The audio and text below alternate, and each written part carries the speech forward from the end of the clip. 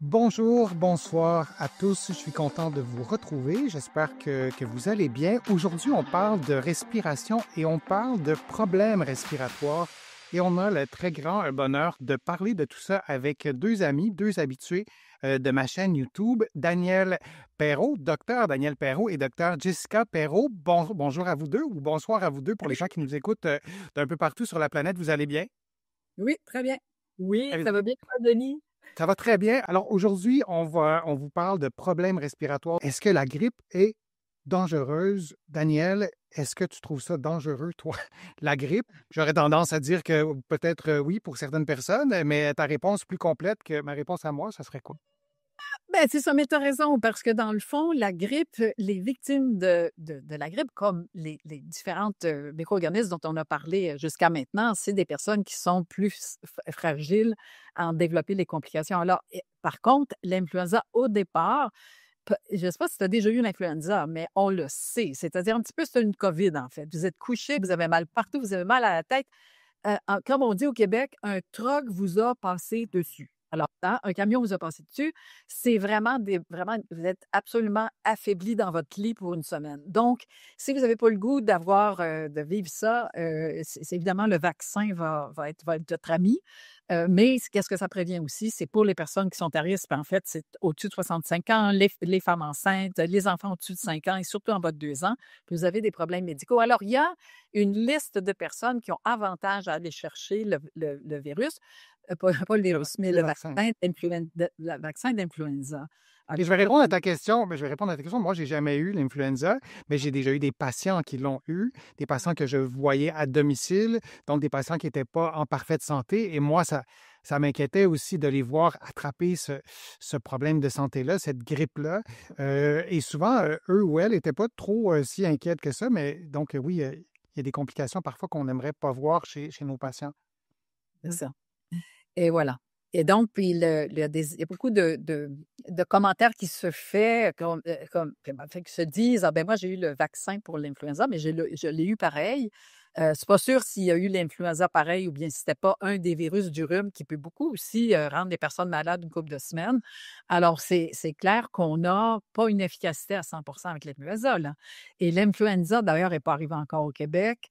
On a à chaque année entre 5 et 30% qui vont avoir l'influenza selon ce qui circule à travers la planète. Et le vaccin contient les types qu'on rencontre dans la phase ou dans la période d'influenza dans l'hémisphère sud. Alors, les compagnies qui font les vaccins regardent ce qui circule à partir du mois de janvier jusqu'en mai. Au mois de juin, ils disent, bon, ben, ce qui circulait, c'était dans la grippe porcine ou bien c'est le poulet, parce que c'est là que la réserve se trouve, du moins en Asie. Et là, on décide de mettre numéro tel, tel, tel, tel, tel dans le vaccin en se disant, ben, on imagine que quand ça circulait dans l'hémisphère sud, juste là, notre été, durant notre hiver, ce sont les types qui vont venir circuler. Mais il y a des changements en cours de route et donc vous pouvez vous retrouver avec des vaccins qui ne sont pas efficaces à cause de ça. On peut aller jusqu'à une certaine prévision de ce qui vient circuler dans l'atmosphère nord, mais on n'a pas encore toute la science exacte là-dessus. Et c'est pour ça que ça prend un nouveau vaccin chaque année, parce Ah, que chaque année est différente en termes oui, de oui, prédisposition à tel ou tel virus, c'est ça? tout à fait, c'est ça, tout à fait. D'accord. Et l'autre tableau, l'autre diapo qu'on a, est-ce qu'il y a un médicament qu'on peut prendre pour être malade moins longtemps? Parce que d'avoir la grippe pendant 2 jours, bon, ça va. Pendant 2 semaines, c'est un peu plus compliqué. Oui, absolument. Oui. Oh, absolument. Donc, en fait, c'est des antiviraux qu'on peut obtenir sous ordonnance avec un médecin, un pharmacien ou une infirmière. On l'appelle l'oseltamivir de son nom plus commercial Tamiflu. Donc, c'est disponible évidemment en pharmacie là, pour les gens qui ont la grippe. Surtout, on va surtout le donner chez des gens qui ont des risques de complications. C'est un comprimé à prendre 2 fois par jour pendant 5 jours, puis il va permettre de soulager les symptômes, réduire leur durée et leur gravité. Le traitement, par contre, doit être commencé idéalement dans les 48 heures là, pour vraiment qu'il soit efficace. Puis, idéalement, vous devez confirmer par un test sanguin que vous avez bien l'influenza. Par contre, on peut suspecter suffisamment le virus pour vous traiter d'emblée, même si vous n'avez pas le test, parce que Ça dépend de votre état, puis ça dépend un peu de si vous avez des maladies concomitantes qui pourraient entraîner des complications. Donc, si on suspecte fortement, ça se peut qu'on commence le médicament dans ce contexte-là. Ce qu'il faut savoir aussi, c'est qu'il y aura des cliniques hivernales cet été, en tout cas au Québec. Vous pouvez appeler le 811 option 3 pour prendre rendez-vous pour un test pour vraiment voir si vous avez la grippe ou pas. Donc, c'est des tests qui ont lieu l'hiver, c'est ça? Tout ce que tu as dit l'été, j'ai juste... Oui, tu as dit l'été. Ah, vous dites, ben voyons donc, je dis là, mon petit hivernal.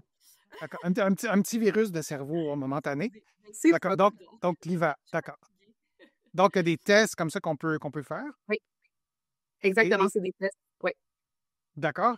Et je ne sais pas si vous avez autre chose à ajouter, mais moi, j'ai une question. Il y a des gens qui ont posé cette question-là sur les différents groupes de discussion là, sur mes réseaux sociaux. Est-ce qu'il y a des choses qu'on peut faire aussi pour prévenir, à part le vaccin, pour éviter ou diminuer nos risques de ne pas d'avoir une grippe, en fait? Daniel? Ben oui, mais là, c'est tout ce qui est dans la prévention qu'on a connu avec le COVID. Ça veut dire qu'on sort on peut garder notre masque et évidemment le changer régulièrement. Alors, c'est toutes les approches de base, se laver les mains. S'il y a quelqu'un qui se renseigner, si on va, si des personnes, par exemple, qui sont immunodéprimées, d'ailleurs, souvent, ils ont la réflexe de le faire. Là, moi, je n'irai pas au cinéma parce qu'il va y avoir trop de monde. Alors, il y a des précautions à faire pour ne pas être exposé. Donc, ça, c'est éminemment important. Et puis, manger de la diète méditerranéenne, puis on essaie de rester bien en santé, là. Oui. Se laver les mains. Alors, tout à fait. Tout à fait. Alors, ça c'est clair que on continue aussi. Les Français donnaient beaucoup les mains. Nous, on n'a pas cette habitude-là. Alors, c'est pour ça que je ne le mentionne pas. Mais Sur la bise aussi, oui. oui, c'est ça. On n'avait pas cette habitude-là. J'avais d'autres choses à dire, mais j'ai un petit blanc, mais ça va revenir là, d'ici quelques secondes. Parce que la question, c'est est-ce que la grippe est dangereuse? Je pense qu'on peut dire oui. Et encore plus, on est à risque. On a vu les facteurs de risque. Et dans vos clientèles, pendant que Daniel, je te laisse retrouver ce que tu avais en tête, si tu peux le retrouver. Et dans votre clientèle, j'allais vous dire, dans vos clientèles, vous devez avoir aussi des pneumonies qui sont compliquées, qui ne guérissent pas si facilement que ça. Par exemple, moi, si je suis fumeur, un gros fumeur et j'ai une pneumonie, j'imagine que c'est un peu plus compliqué, Jessica. Tout à fait, tout à fait. Donc, la fumée de cigarette, hein, ça abîme beaucoup le poumon. Ça fait, en fait, ça détruit des parties de poumon, puis ça fait comme presque des petites chambrettes qui sont très, très fertiles pour les infections. Et justement, les gens qui fument beaucoup, qui ont de l'emphysème, ou en fait la MPOC, la maladie pulmonaire obstructive chronique, vont avoir tendance à s'infecter très rapidement. Donc, il faut vraiment avoir la gâchette un petit peu plus rapide chez ces gens-là. Et on va recommander d'ailleurs qu'ils aient leur vaccin de l'influenza chaque année là, pour Donc, la MPOC ici au Québec, de l'autre côté de l'Atlantique, c'est la BPCO. Je ne sais pas pourquoi ils ont eu la mauvaise idée de prendre de nommer ça différemment. Daniel, tu voulais ajouter quelque chose? Oui, mais c'est davantage sur les services au Québec et peut-être dans d'autres provinces aussi. On vous a parlé de l'importance d'avoir un test d'influenza pour profiter du médicament. Mais comme Jessica a dit, c'est possible selon les symptômes avec lesquels vous vous retrouvez. Puis surtout, si vous avez des facteurs de risque d'avoir des complications, de vous donner le Tamiflu sans avoir fait le test. Parce qu'il n'y a pas de test rapide. On doit attendre, ça s'en vient, là, mais il n'y a pas de test rapide. Alors, on a une certaine attente. Alors, il faut tout un mécanisme et c'est grâce aux cliniques des infections respiratoires durant l'hiver qu'on va l'avoir. Si vous la recherchez, parce que là, j'essayais de me dire, bon, si moi, j'ai regardé sur Internet et là, c'est finalement Clic Santé. Hein, c'est 811 Clic Santé pour savoir à quelle clinique vous pouvez, parce que c'est là que le service est donné. Alors, à ce moment-là, vous allez recevoir le plan d'action bien organisé. Et si vous êtes en France, en Belgique, en Suisse, dans un autre pays, vous pourrez écrire dans le fil de discussion quel est le numéro qui correspond à notre 811 ici, qui nous permet d'avoir des ressources qui ne sont pas urgentes. Ça, c'est le 911, mais les numéros changent aussi d'un pays à l'autre. Merci, Daniel. Merci, Jessica, d'avoir préparé ces contenus-là, de nous les avoir présentés. Tout était clair. Les problèmes respiratoires, je le disais, ce sont des problèmes importants. Parfois qu'on sous-estime les poumons. C'est assez pratique pour avoir une belle qualité de vie. Merci vraiment de toute cette énergie que vous nous avez donnée. Et je vous invite à nous poser vos questions, à passer vos commentaires, à vous abonner à la chaîne aussi.